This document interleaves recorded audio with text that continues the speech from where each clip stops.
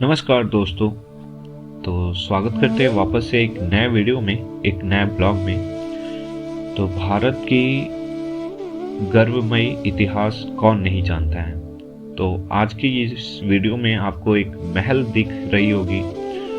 तो आइए जानते हैं इस महल का इतिहास और इस महल के इस तरह के स्थिति होने का वजह। तो भारत के बिहार प्रांत से मधुबनी से 15 किलोमीटर दूर एक जगह हुआ करता था दोस्तों। अभी भी वो जगह है जिसका नाम राजनगर है। आपको इस जगह पर एक भव्य महल दिखाई देगा जो कि काफी दूर में स्थित है, मतलब काफी दूरी है इसकी।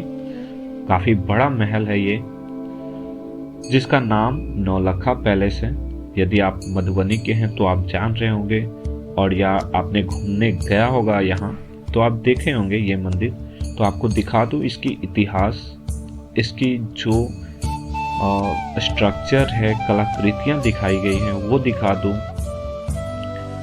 तो नौलखा पैलेस जो है दोस्तों, 1934 के भूकंप ने इसे पूरी तरह ध्वस्त कर दिया। एक समय था जब मधुबनी का यह जगह काफ़ी प्रचलित था और यह अपने आप में पूरी दुनिया थी, जिसका निर्माण दरभंगा राजा के छोटे भाई राजा रामेश्वर ने करवाया था। या दोस्तों, राजा रामेश्वर ने इस मधुबनी पैलेस है, नौलखा पैलेस है, इसका निर्माण करवाया था। महल के आप लोग ने शुरू में देखा होगा, महल के मुख्य द्वार पे 4 विशाल हाथी की प्रतिमा है, जो कि 2 बाहर है और 2 अंदर थी, जो कि राजशाही को प्रतीक है, राजशाही की पहचान है। और इसका दीवार जो देखिएगा आप, या इसकी छतों को जब आप देखिएगा तो अनेकों कलाकृतियां से मतलब दर्शाई गई हैं। ऐसे में हम लोग जानते ही हैं कि बिहार के जो मधुबनी जिला है, वहाँ का मधुबनी आर्ट पूरे संसार में फेमस है, इसे कौन नहीं जानता है। महल के आसपास आपको मंदिरों में भारतीय संस्कृति का बेजोड़ नमूना दिखाई देगा।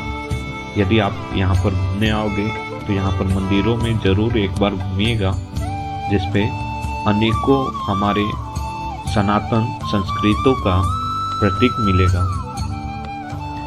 आपको बता दूं कि राजा रामेश्वरन जो कि एक तंत्र मंत्र में विशेष रुचि रखते थे, इसलिए उन्होंने अपने पैलेस यानी कि नौलखा पैलेस के निर्माण में पूरे परिसर में 11 मंदिरों का निर्माण करवाया था।